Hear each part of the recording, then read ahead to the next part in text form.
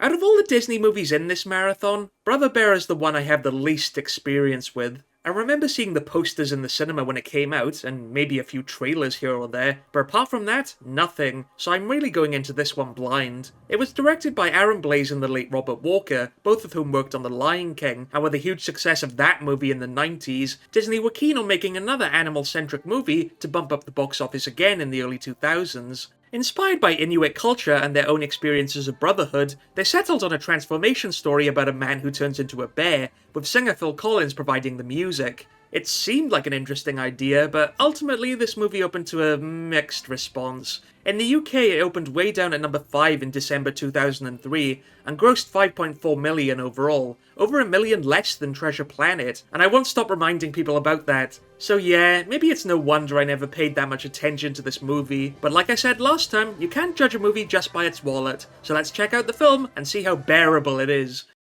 Yay, the logo variations are back. I guess this is their dark orangey logo for thoughtful, reflective movies. So our story takes place in Alaska near the end of the last ice age. Not that one. And our hero is Kenai, voiced by Joaquin Phoenix. Never try to milk a caribou. He's part of a tribe who believe that all creatures are connected through the Great Circle of Life. I mean, the Great Spirits. Also, what's going on with the picture here? I feel like I'm watching a Sega CD game. Well, for some reason, they chose to display this movie in a smaller aspect ratio, before switching to a bigger one later on in the film. Maybe this worked fine on the big screen back then, but seeing it now, it just makes me want to stretch out the screen. Ah, that's better. Kenai is about to come of age and receive his first animal totem in a ceremony of maturity, but mentally he seems to be about 18 going on 8. Just tie it up. Just tie it up. So thoughtful and reflective. Yeah, I'm not sure how to say this, but Kenai is a bit of a jerk, and I don't mean in a fun Cusco way. He's pretty unlikable. The complex hero train is coming to a quick end right here. Doesn't matter what the spirits say, you'll always be our baby brother. Oh yeah? Well, wait till I get my totem. Baby brother. Kenai has a difficult relationship with his two older brothers, Denahi and Sitka, and doesn't show much responsibility, probably because they're too busy having rowboat montages to bond with each other. Let's all just try and get along for a few hours. Okay, Denahi? Whatever you say. See, this is why I always loved being the older brother. You just get to shove your little brother around and show him who's boss. Just don't tell my brother I said that, he'll kill me. When Kenai attends his manhood ceremony, he isn't exactly pleased with what he gets. Love. The bearer of love? Who wants to trade? There is no trading. Oh, come on, the power of love isn't that bad. At least you get a great theme song. Kenai is disappointed because he hates bears, but fortunately, his brothers are there to console him. Isn't it lovely? He's so in touch with his totem already. But when a mysterious creature steals some of the tribe's food, Kenai sets out to hunt it down, only to get into serious trouble. Huh? Nah, this movie's not that interesting. It's just a bear. When the bear attacks, his brothers arrive to help, but the bear traps his older brother Sitka, and he has to sacrifice himself to save both of them.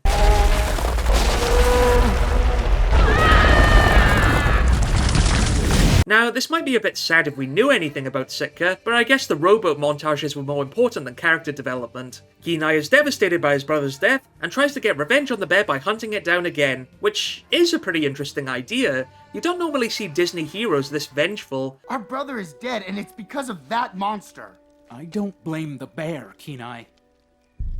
Except they kind of cop out a bit, since Kenai kills the bear by accident more than anything else. The bear might be dead, but the Great Spirits aren't happy, and Kenai is transformed into a bear himself in a pretty incredible sequence.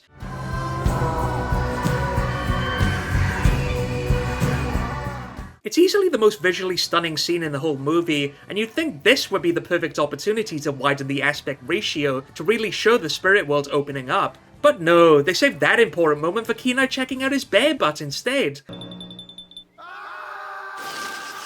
Yeah, now everything is in widescreen, and while it all looks good, the tone here is much more comical. Annoyingly comical. You just talked. Just back away. Real slow. Don't make me turn this formation around! Yeah, for some reason the entire forest is populated with irritating comic relief animals who make really lame jokes, like this pair of moose who show up through the whole movie. I was transformed into a bear. Magically. Crazy! Gesundheit. They use these two constantly to pad out the runtime, and it gets old really fast. Yeah, no. There's actually a commentary track by them on the Blu-ray, and honestly, I couldn't imagine listening to them for 80 minutes straight. In order to turn back into a human, Kenai has to travel to a mountain where the lights touch the earth, and he bumps into a young bear cub called Koda, voiced by Jeremy Suarez. That was funny. Do it again. Don't you have someplace to go? Yeah, the salmon run. Bizarrely, this kid was actually supposed to have a role as a young alien in Treasure Planet. Wow. Did you make that solar surfer? Mm-hmm. I got a scooter, but it's busted. Oh, yeah? Well, let me take a look. But the scene ended up getting deleted, so it wouldn't surprise me if that led to him getting the role here. When I get in a fight, I go all crazy and I'm a raging ball of brown fur. He's sweet enough, but honestly, watching a movie about Jim bonding with a little alien kid would have been way more enjoyable than this. The truth is, I got separated from my mom. Wow, I wonder who she was. Koda is looking to meet back up with his fellow bears and offers to help Kenai find his way to the mountain. But now that Kenai is missing from the tribe, his brother Denahi believes that Kenai was killed by the same bear, and he ends up hunting down his own brother. Run! Nahi? It's me, Kenai! Again, this is an interesting idea about revenge being an endless cycle, but it isn't really explored. Denahi just tries to skewer his brother for the most part, so it feels a bit one-dimensional. The next time we run into that hunter... There is no we.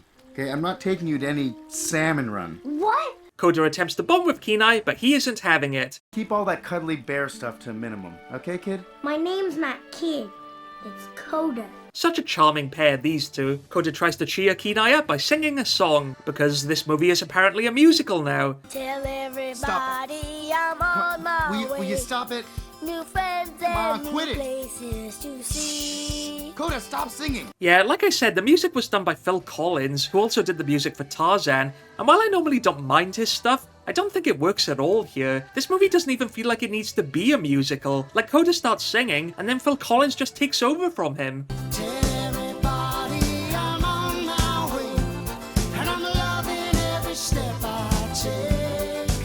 It's like the characters are so bored they can't even be bothered to finish the song. I suppose, much like Treasure Planet, this montage is meant to build on the relationship between Kenai and Koda, but it all falls so flat here. They try to make it charming, but they don't have any chemistry together, and Kenai is so unlikable, I feel like the kid would actually be better off on his own. I mean, just listen to how nasty he is. Better than being stuck in the middle of nowhere with you and your blabbering mouth.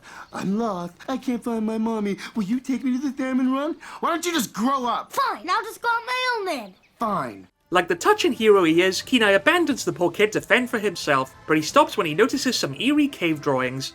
Where have I seen that before? I guess I just have Ice Age on the brain. Those monsters are really scary. Especially with those sticks.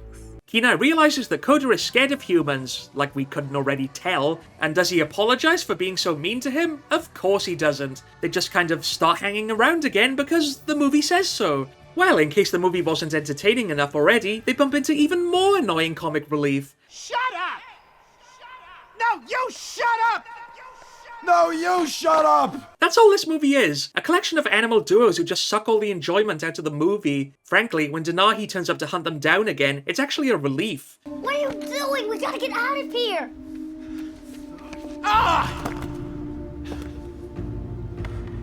To be honest, I actually feel kind of sorry for him. His body language is so well animated, you can tell how emotional he is about losing his brothers. It's one of the few subtle things in this movie, and when I'm feeling sympathetic for the guy trying to kill the main characters, that's how you know this one isn't working. Kenai and Koda manage to escape from Denahi and find the other bears, who all talk like it's 2003 even though the movie is set eons ago. Hey, you're stirring up the water, dude. You're gorgeous. You're gorgeous. This really is like Ice Age. It's a blizzard of anachronisms. Get a cave! But since this movie can't be bothered to develop any proper relationships, it's time for another bland Phil Collins song to tell us how to feel instead. Like, I don't even get the lyrics here, they're just weird.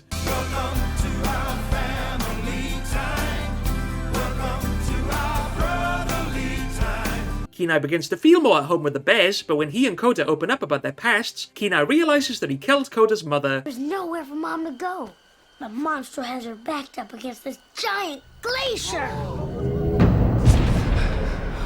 To be fair, this is a really well done moment. It's like a PTSD flashback, and I completely buy into the emotions here.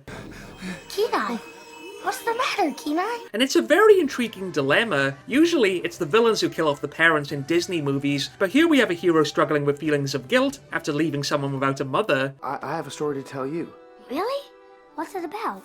It's quite compelling. I actually want to see how Kenai finally admits to Koda what he did to his mother. A quiet moment where he sits and tells this poor kid the truth. This could be a scene that completely redeems his character. Maybe I was wrong about this movie the whole time. Kind of about a bear.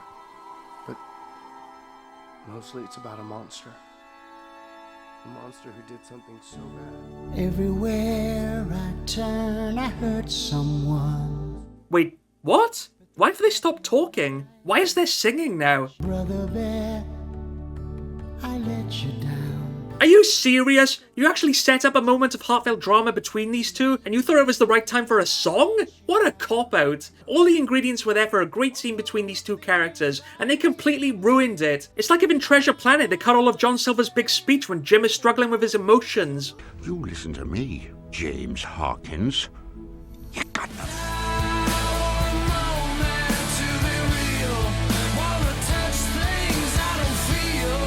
The weird thing is that on the Blu-ray, there's a deleted version of this scene without any music at all, and it plays so much better. It's genuinely emotional. I did something very wrong. What'd you do, Kenai? I killed a bear. Koda. I don't like this story. Koda, your mother's not coming. No. I didn't know, Koda. No. I swear I didn't know.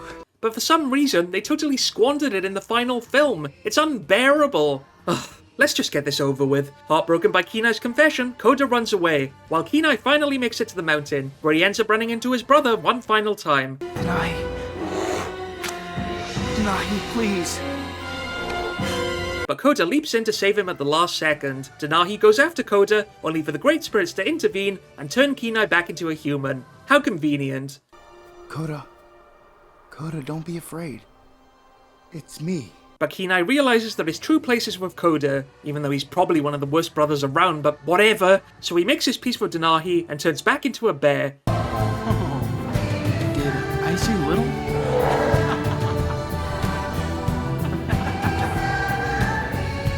Koda gets to meet with his mother's Force ghost, the brothers are reunited, and everything is all smiles, sunshine, and rainbows. If there was a moral to this story, I have no idea what it is. But never mind that, let's have even more comic relief during the credits! Man into bear. That's it. Oh, yeah, so before that you was probably like a goat, eh? Hey, what about a water buffalo? No, he's a rabbit, eh? Look at his ears and his furry little feet. Oh, brother.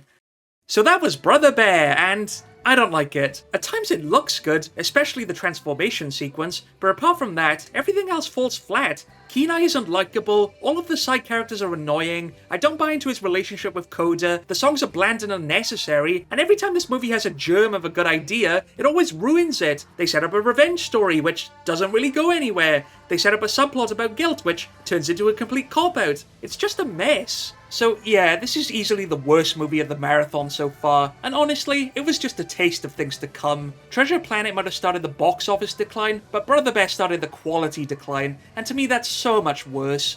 Ugh. So what was left for Disney? Did they still have a chance to save traditional animation? One last trick up their sleeve to rejuvenate a dying art form? Well, I'm sorry to say that they only delivered the killing blow, so join me for our final showdown of the marathon as we lock horns with Home on the Range.